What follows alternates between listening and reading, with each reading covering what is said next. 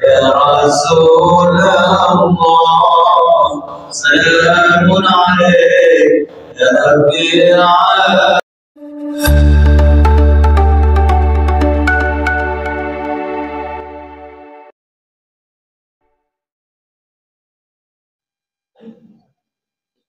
Assalamualaikum warahmatullahi wabarakatuh.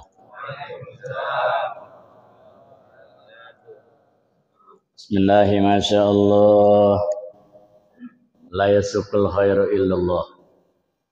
Bismillahi masyaallah. La yasrifu su'a illallah. Bismillahi masyaallah. Wa ma min ni'matin fa minallah. Bismillahi masyaallah. Bismillahilladzi la yadurru ma'asmihi syai'un fil ardi wala bis sama'i wa huwas sami'ul alim. Bismillahi masyaallah. La haula wala quwwata illa billahil aliyyil azim. Alhamdulillah. Alhamdulillahil wahidil qahhar. Al-azizil jabbar, mukawwiril laili 'alan nahar. Allahumma salli ala nuril anwar wa sirril asrar wa tiryaqil aghyar wa miftahi babil yasar sayyidina Muhammadinil mukhtar wa alihil athhar wa ashabihil akhyar adada ni'amillahi wa ifdali. Amma ba'du, qala rabbi shrah li sadri wa yassir li amri wahlul 'uqdatam min lisani yafqahu qawli wasaddid lisani bihaqqi sayyidina Muhammadin sallallahu alaihi wasallam. Wa yaqulu Allah subhanahu wa ta'ala fi kitabihil aziz wa huwa asdaqul qailin. A'udzu billahi minasy syaithanir rajim. Bismillahirrahmanirrahim. Wa amma man khafa maqama rabbih wa nahan nafsa 'anil hawa fa innal jannata hiyal ma'wa. Wa qala an-nabiyyu sallallahu alaihi wasallam yaqulullahu subhanahu wa ta'ala a'dattu li'ibadiyas salihina ma la 'ainun ra'at wa la udhunun sami'at wa la khatara 'ala qalbi bashar. Sadaqallahul maulanal azim wa sadaqa rasuluhun nabiyul habibul karim wa nahnu ala dzalika minasy syahidin wasyakirin walhamdulillahi rabbil alhamdulillahi rabbil hadratal mukarramin al muhtaramin wa hadratal mukarramat al muhtaramat. Yang saya hormati, saya cintai dan saya muliakan segenap para asatidzah, para imam rawatib, para imam tarawih, para pengurus Dewan Kemakmuran Masjid Jami Al-Mubarak, wabil khususil khusus akhifillah al-mukarram Ustaz Jamal, para orang tua Pak Haji Dr. Soeharto, para orang tua lainnya Kang Haji Husin dan lainnya, hadirin hadirat rahimakumullah. Mohon maaf saya pegangan ini udah oyog-oyogan rasanya. Udah mau lebaran. Kebetulan berangkat dari sore badal asar ada yang ngisi ada kuliah pengantar berbuka. Dari situ nyambung tarawih ke Kuitang. Dari Kuitang nyambung silaturahim ke tempat guru saya di Bukit Duri, Puteran, Tebet, Jakarta Selatan. Pulang jam 2, nyambung lagi qiyamul lail tahajud bersama di Mushola Al-Dhuhriyah. Sahur di sono, maka saya kemarin pakai mobil. Kata gaya buat dekat pakai mobil. Habis dari Meruya jadi pada oyog-oyogan ini. apa namanya? Eh, ngambang, agak ngambang. Kalau kata orang ini lagi kebanyakan job. Kadang-kadang emang begitu, di luar bulan Ramadan juga kalau malam minggu terkadang kita ta'lim aja udah 2. Ada acara undangan 1, udah 3. Kita lagi bingung ngitung, ngatur acara. Ada jamaah telepon, Ustaz tolong isi malam ini di tempat kita ada tausiah. Saya bilang ini saya udah ada 3 tempat, nggak keburu. Tadi ya nggak usah lama-lama Ustaz, 10 menit aja.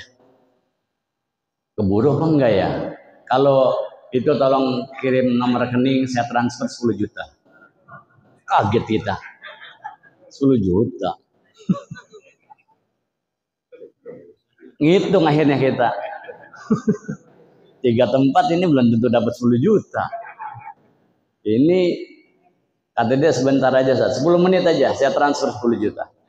Akhirnya kita tanya, emang ceramahnya di mana? Di Lubang Buaya.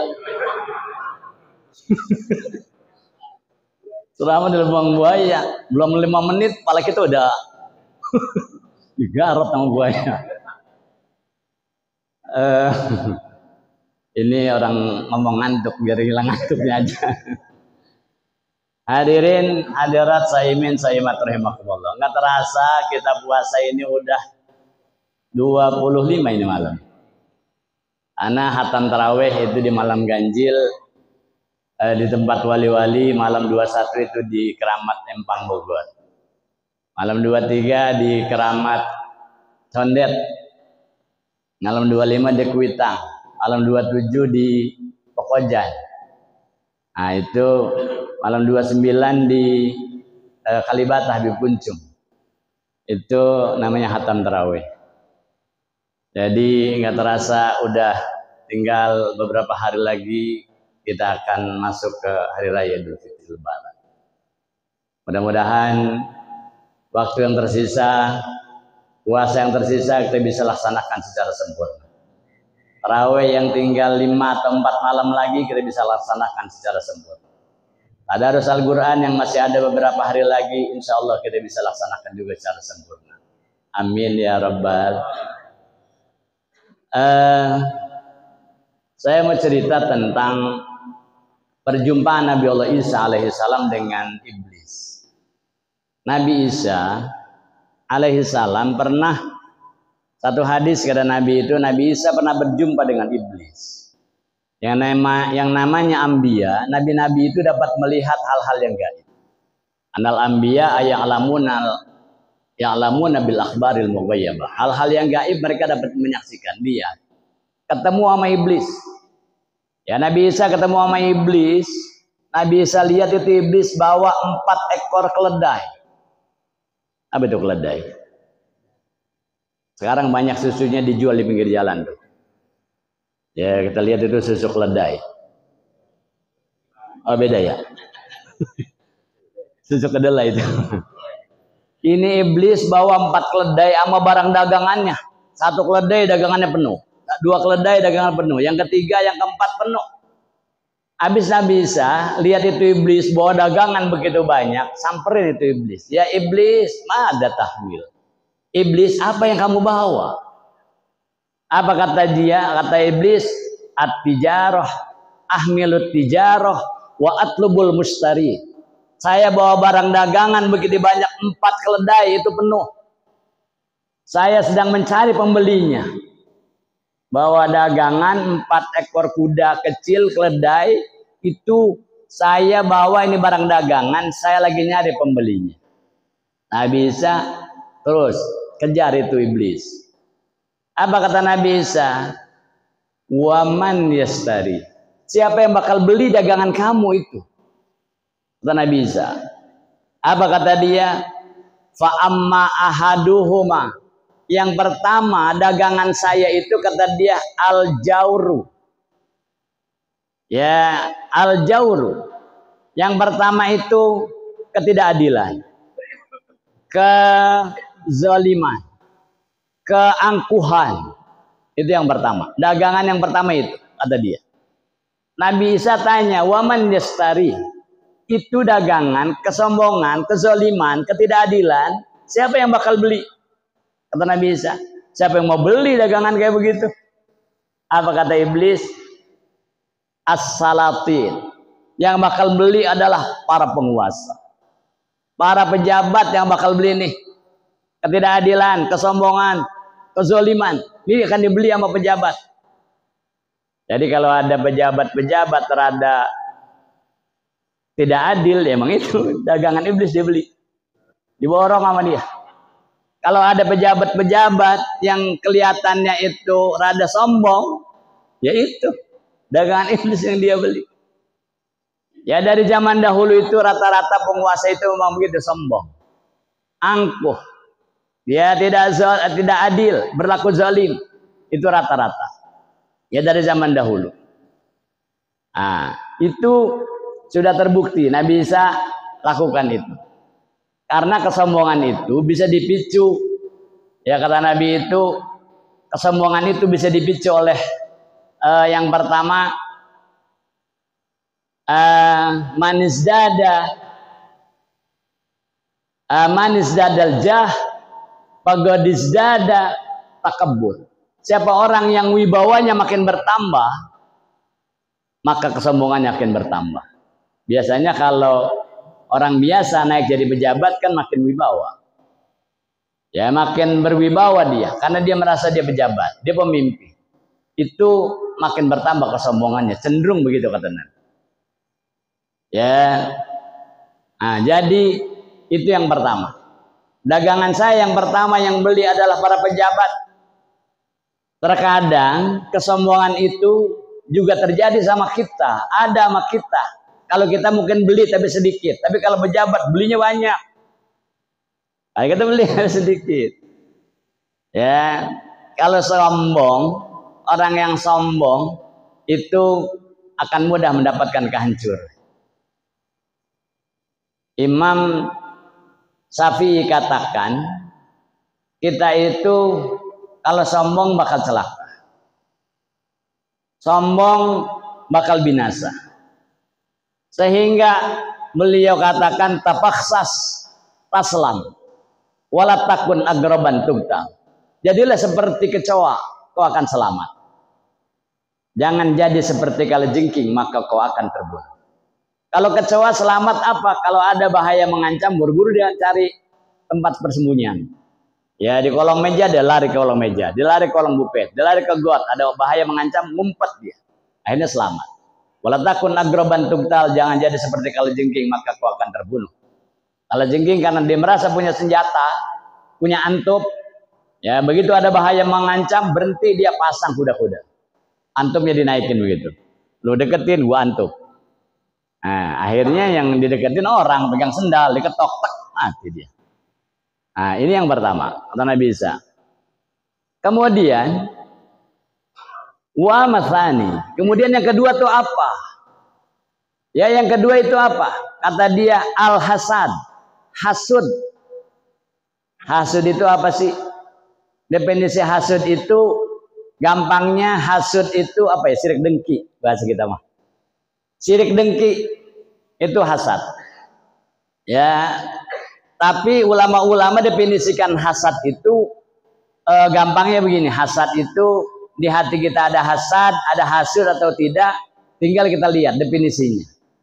Hasad itu senang melihat orang susah, susah melihat orang senang. Hasad namanya kita. Ya, senang melihat orang susah. Orang susah kita senang. Orang jatuh, kepleset, kecebur got, biar jerasa. Senang kita. Orang jatuh ketiban tangga, gua kata juga apa? Makan pencarian lo. Asud berarti kita. Susah, senang melihat orang susah, susah melihat orang senang. Ada orang senang, susah hatinya, nggak bisa tidur. Ya, ngelihat tetangganya naik jabatan, wah gelisah dia. Oh bisa dia yang naik, nggak saya, nggak bisa tidur. Lihat orang senang, dapat obyekan meledak, kenapa dia yang dapat, bukan saya. Nah itu berarti ada hasud. Kalau kita senang lihat orang susah, susah lihat orang senang, berarti itu ada hasud. Ulama-ulama katakan banyak-banyak baca surah Al-Alaq, Al-Falaq. Banyak-banyak baca qul a'udzu birabbil falaq min syarri ma khalaq wa min syarri ghasikin idza waqab wa min syarri nafatsati fil 'uqad wa min syarri hasidin idza hasad. Kalau ada rasa hasud, kita suruh banyak-banyak baca itu. Baca qul a'udzu birabbil falaq. Ya, ada hasud dalam hati kita, banyakin baca. Karena bahaya hasud dari orang lain kepada kita bahaya, kita punya hasud kepada orang lain juga sama bahaya. Kenapa begitu? Kata Nabi itu, al-hasad yakulul hasanat kama takulun narul khatab. Bahayanya hasud, bahayanya iri hati sama orang lain. Ya, kata Nabi itu seperti dia akan memakan kebaikan-kebaikan kita seperti api memakan kayu bakar. Jadi kalau kayu bakar yang kering, al-hatab itu kayu bakar yang kering. Dalam hadis lain itu kama takulun narul hasis, seperti api membakar rumput yang kering. Sebanyak apapun kebaikan kita, kalau ada hasud habis. Sebanyak apapun ibadah kita, kalau ada hasud dalam hati kita, itu akan sirna. Maka itu berbahaya sekali. Iya kawal hasad, kata Nabi. Hati-hati dengan sifat hasud. Ini akan dibeli oleh siapa, kata Nabi Isa, waman yastari, siapa yang bakal beli itu hasud? Ternyata kata iblis, al ulama. Ya Allah, yang bakal beli ulama-ulama. Ternyata orang-orang pinter ternyata yang beli ini hasud. Karena kalau orang pinter itu sama, cenderung orang yang lebih berilmu itu membuat dirinya itu menjadi sombong. Manizdada ilman fagadizdada takabburan. Orang yang bertambah ilmunya cenderung dia akan bertambah kesombongannya. Siapa itu yang ceramah di sana? Ustaz Anu. Dia. Gitu. Siapa ngajar di Masjid Anu? Oh, Kiai Anu. Ngapa dia? Nah, cenderung begitu. Iblis pintar jualnya. Jadi ulama-ulama, orang-orang ahli ilmu yang umum juga sama. Kecenderungan itu ada. Ya, kecenderungan itu ada. Nah, ini akan dibeli oleh ulama-ulama kebanyakan, kata dia. Tapi hasud itu juga terkadang kita beli. Kalau kita nggak berupaya hilangkan itu penyakit hati, maka dia berbahaya sekali. Kalau Imam Haddad katakan, cenderung orang itu ketika badannya sakit, dia buru-buru ke dokter. Kakinya sakit, nggak bisa digerakin, buru-buru ke dokter. Buru-buru terapi. Kepalanya pusing, buru-buru ke dokter atau cari obat. Tapi sering orang itu hatinya sakit, nggak ada usaha untuk mencari obatnya. Padahal obat berzikir, duduk di majelis ilmu, itu obat hati. Baca istighfar, baca sholawat, itu obat hati. Nah, ini hasud atau hasad akan dibeli oleh orang-orang cerdik ya, oleh para ilmuwan, oleh para ulama. Kemudian Nabi Isa tanya, wa masalis, apa yang ketiga? Ya, yang ketiga itu apa? Kata dia al-khiyanah. Yang ketiga itu khianat, tidak amanah. Waman yastari, siapa yang bakal beli itu khianat? Siapa yang akan beli? Ya, kata iblis, at-tujar. Khianat itu yang bakal beli rata-rata para pedagang. Ya, para pedagang itu rata-rata beli khianat itu diborong sama dia. Sehingga para pedagang cenderung, nggak semua pedagang, kecenderungan para pedagang, kata iblis itu belinya itu khianat, tidak jujur. Sehingga kata Allah dalam Al-Qur'an, fawailul lil mutaffifin alladzina idza qalu 'alan nasi yastawfun wa idza kaluhum aw wazanuhum yukhsirun. Celaka bagi orang-orang yang berlaku curang. Siapa mereka itu? Alladzina hum, ya alladzina idza qalu 'alan nasi yastawfun, orang-orang yang kalau dia beli minta ditambahin. Kalau beli minta tambahin, belum anget itu, kurang anget, tambahin. Kalau beli minta tambahin, ya kurang anget tambahin, kurang anget tambahin. Ya beli mintanya lebih. Ya wa idza kaluhum awazanuhum yuksirun. Tapi kalau dia ngejual meteran, timbangan, takaran, dikurangin sama dia. Ini cenderung begitu. Sehingga tidak heran, maaf, tidak heran kita beli jeruk, ya padahal di toko buah itu jeruk harganya 40.000 per kilo. Tapi ini kok ada di pinggir jalan ditulis cuma 25.000 per kilo. Terpancing kita, beli 5 kilo atau 4 kilo 100.000. Di sono, ya itu cuma dapat 2,5 kilo di toko buah. Kita bawa pulang, kok enteng banget. Ternyata kita timbang di rumah itu kita beli 4 kilo, adanya cuma 2,5 kilo. Sama juga sebenarnya. Tapi itu namanya perilaku curang. Ya, perilaku curang. Beli timbangan dikurangi. Leteran dikurangi. Berbagai macam upaya itu dikurangi. Diketok leterannya. Ya, ditinggiin supaya takarannya kurang. Ada yang diganjel. Ya, diganjel, ketahuan dari mana? Itu orang beli beras, kok ada ganjelan ini di plastik di beras. Dibawa ke warung, kok ini apaan ya? Dengan lugunya dia tanya, lah iya itu takaran gua, itu copot ganjelannya. Nah, itu cenderung begitu, tapi nggak semua pedagang. Cuman rata-rata kata iblis itu, yang akan membeli itu dagangannya adalah khianat itu adalah para pedagang. Padahal orang-orang yang amanah, arti amanah itu lawanan dari khianat. Dia memegang perjanjiannya itu amanah. Lawanannya orang-orang amanah itu akan mendapat kemuliaan di dunia dan di akhirat. Ada seorang laki-laki yang amanah. Ketika dia akan melaksanakan ibadah haji, ada temennya bilang, kamu mau berangkat haji tahun ini? Iya, saya akan berangkat tahun ini. Kalau kau akan berangkat, saya titip salam, kata temannya. Kepada siapa? Kepada Rasulullah. Titip salam sama Rasulullah. Kan sunnah tuh kalau ada teman kita mau berangkat haji, mau berangkat umroh, kita sunnah kirim salam. Titip salam sama Rasulullah.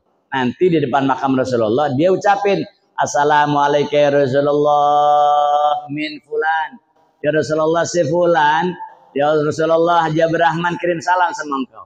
Ya Rasulullah Haji Abdurrahman yusallim alaik. Wahai Rasulullah Haji Abdurrahman kirim salam sama engkau. Sunnah begitu. Ini dia titip salam sama temennya. Udah. Titip salam. Karena sibuknya dia ibadah. Ziarah di makam Rasul. Ziarah ibadah di Raudhah. Ibadah di Madinah. Dia lupa sampein salam sama Rasulullah. Udah dari Madinah mau berangkat ke Mekah untuk melakukan ibadah rangkaian ibadah haji. Di tengah perjalanan dia baru ingat, ya Allah, si fulan kirim salam sama Rasulullah, saya lupa sampein. Dia kejar ketua rombongan. Kalau dulu orang pergi dari Mekah ke Madinah itu ikut rombongan karena berjalan. Ya kendaraan dibawa onta. Pakai rombongan. Kejar ketua rombongan dan dilapor, wahai Pak Ketua, mohon maaf, saya harus kembali ke Madinah. Kata ketua rombongannya, oh kita udah jauh, udah ada di pertengahan ini. Sudah ada di pertengahan perjalanan dari kota Mekah ke Madinah. Kalau balik ke sana lagi, nggak mungkin. Kita bukan sedikit orang ini, orang banyak. Kata ketua rombongan.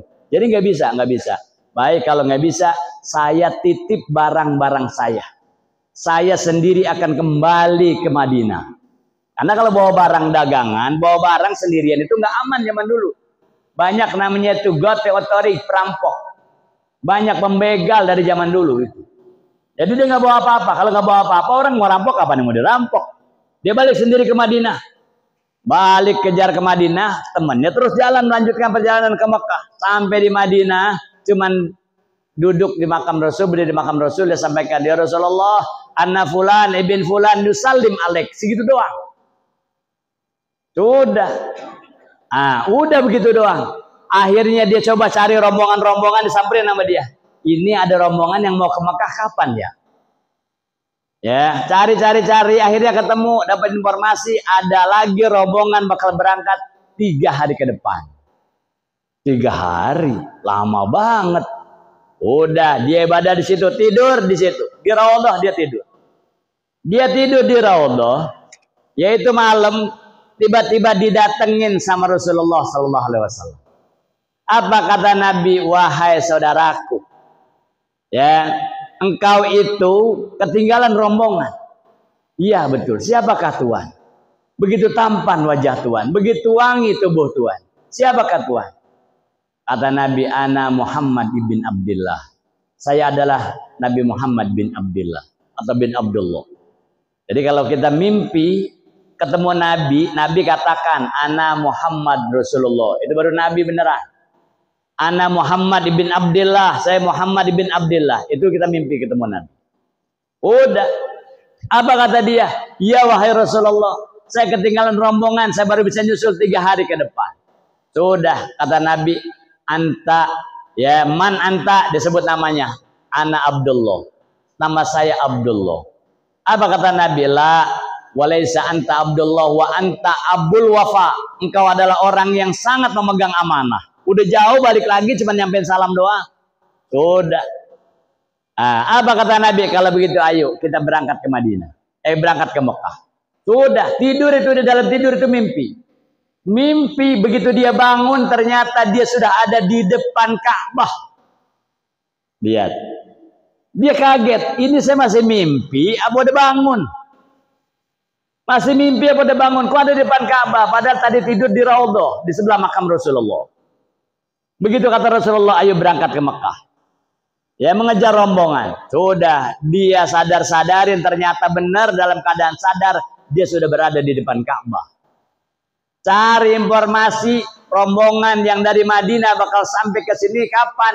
Seminggu lagi baru sampai. Jadi jalan kaki dulu dari sana itu bisa 15 hari. Dari Madinah dulu tuh. Karena jalan ngaso itu kan. 15 hari. Ya, seminggu ke depan ditungguin. Begitu sampai rombongannya, ketua rombongannya kaget. Kamu kemarin itu, waktu itu bilang mau balik ke Madinah, kamu bohongin kita. Ya, kamu bohongin kita. Kamu bilang mau balik ke Madinah, menyampaikan salam kepada Rasulullah. Buktinya kamu udah ada di sini. Apa kata dia? Betul, saya kembali ke Madinah, saya sampaikan salam teman saya kepada Rasulullah. Tapi setelah sampai, saya cari tahu orang bakal berangkat lagi rombongan 3 hari ke depan. Saya tidur di Raudhah. Rasul sallallahu alaihi wasallam anterin saya ke sini. Jadi saya udah seminggu yang lalu di sini. Tuh. Itu orang yang amanah di dunia saja sudah Allah muliakan. Nah, ini lawanan dari amanah adalah khianat. Khianat itu akan dibeli oleh para pedagang. Yang keempat, kata Nabi Isa, wa amar rabbi. Ya kan, adapun yang keempat, kemana? Apa itu? Kata iblis itu al-kaidu. Apa itu al-kaidu? Tipu daya. Tipu daya. Waman yastari, siapa yang bakal beli itu tipu daya? Apa kata iblis? An-nisa. Yang bakal beli orang-orang perempuan. Tipu daya itu apa sih? Akal bulus. Ya. Akal bulus, tipu muslihat. Nah, itu akan dibeli oleh para wanita. Maka tidak heran ketika Nabi Allah Yusuf alaihi salam di penjara itu hasil tipu dayanya Juleha yang begitu tertarik dengan Nabi Allah Yusuf alaihi salam sehingga dia perempuan saking nafsunya sama Nabi Yusuf, dia kejar Nabi Yusuf, dia mau perkosa Nabi Yusuf. Akhirnya Nabi Yusuf berontak, ditarik bajunya, robek Nabi Yusuf bajunya belakangnya.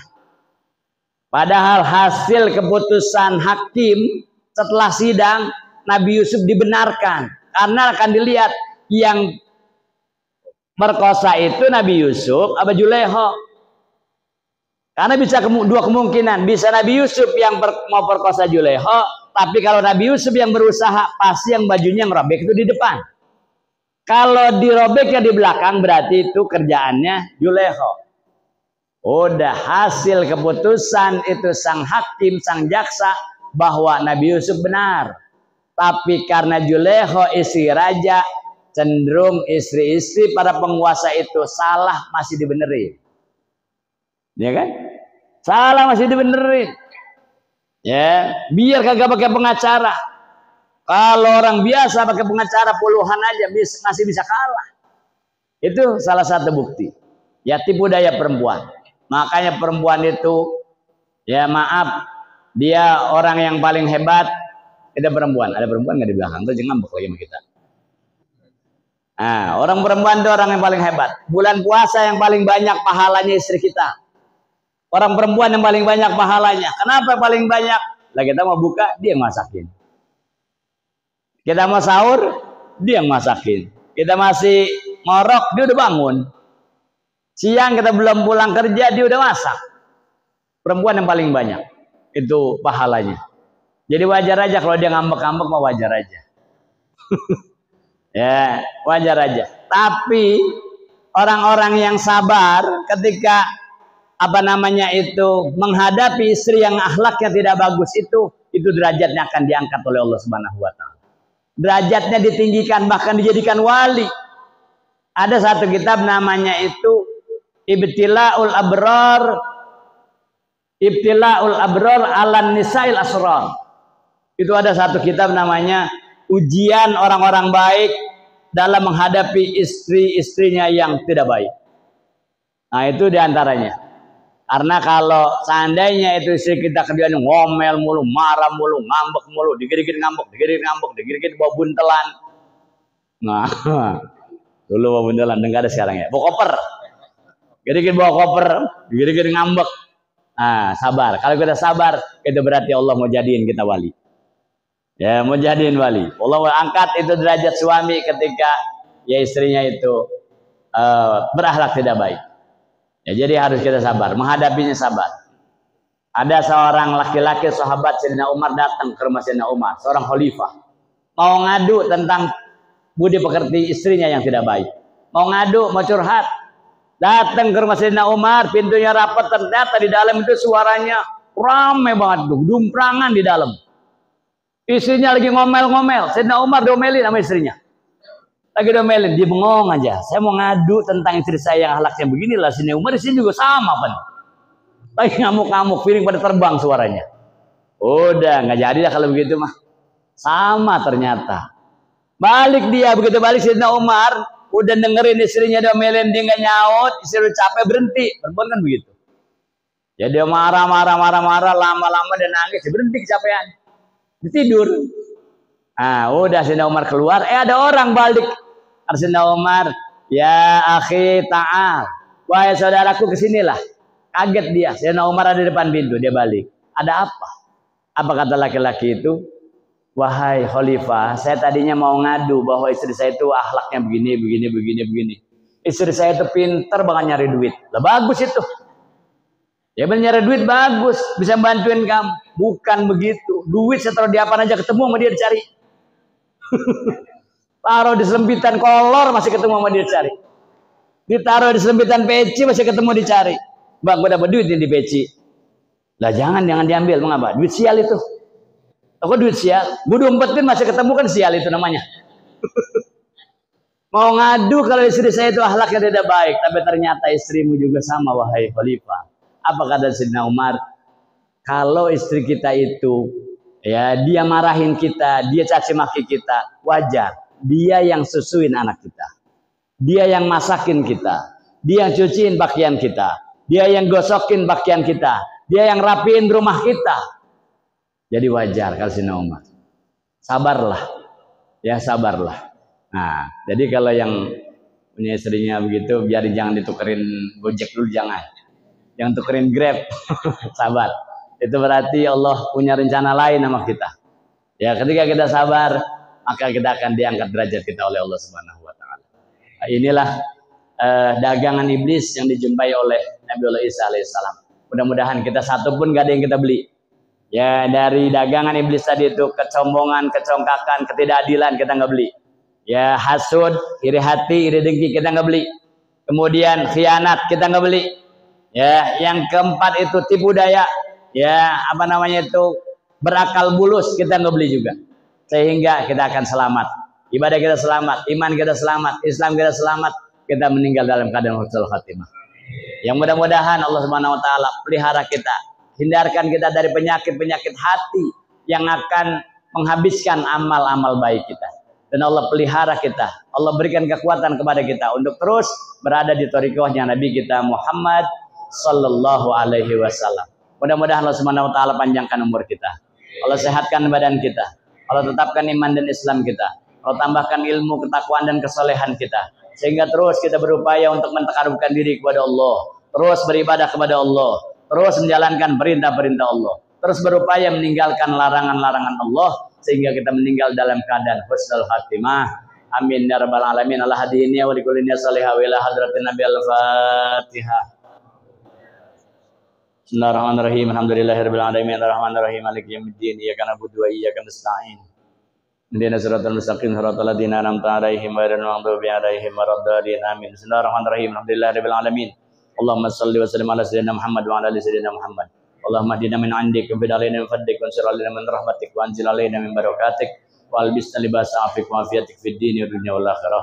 Allahumma sallimna li Ramadan. Allahumma sallimna li Ramadan. Allahumma sallimna li Ramadan. Wasallim Ramadana lana antu salimahu minna mutaqabbala.